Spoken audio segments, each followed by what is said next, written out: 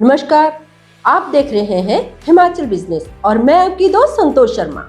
जड़ों से जुड़ाव श्रृंखला में आज बात हिमाचल प्रदेश के उन स्थानों की जिन स्थानों का नामकरण पशुपालकों और ग्वालों के नाम पर हुआ है। हिमाचल प्रदेश में गोपाल को ग्वाला कहा जाता है। यहाँ के सामाजिक और पारिवारिक जीवन में ग्वालों का महत्वपूर्ण स्थान रहा है। 40-50 साल पहले तक पहाड़ के ग्रामीण समाज के अधिकांश व्यक्ति अपने बाल्यकाल में ग्वाले की भूमिका जरूर निभाते थे और वे गोचर भूमि में इकट्ठे होकर सामाजिक जीवन में समरसता का पोषण करते थे।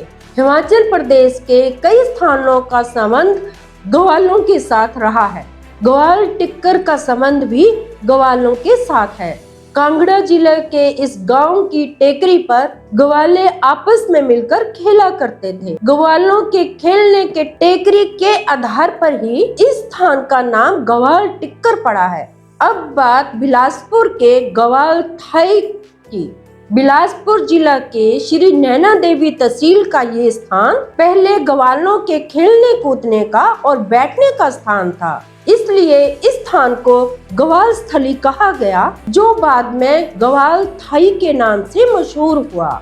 हमीरपुर का ग्वाल पत्थर। हमीरपुर में नदौन धनेटा सड़क पर नदौन से 16 किलोमीटर की दूरी पर ग्वाल पत्थर गांव स्थित है। यहाँ एक लंबी चट्टान है जिसमें एक छोटी सी कृत्रिम गुफा पत्थर तराश कर बनी हुई है।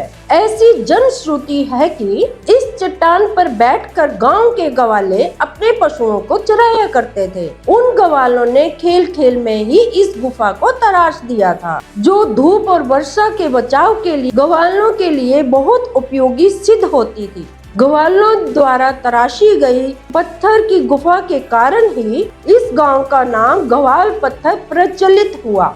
और अब बात ग्वालपुर या गोपालपुर की।